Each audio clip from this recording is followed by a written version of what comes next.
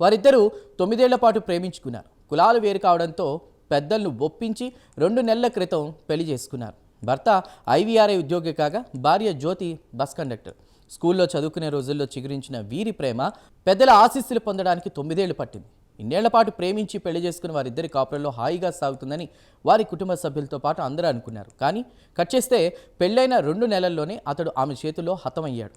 ఆమె నిందితురాలిలా జైల్లోనే ఊచలెక్కిస్తోంది. దీంతో ఇరువురి కుటుంబ సభ్యులతో పాటు స్థానికులు కూడా షాక్కు గురయ్యారు. అంతలా ఏం జరిగిందనే డీటెయిల్స్లోకి వెళితే యూపీలోని బరేలీ జిల్లా ఇజ్జత్ నగర్ ప్రాంతంలో జరిగిన ఈ ఘటన స్థానికంగా తీవ్ర కలకలం రేపుతోంది.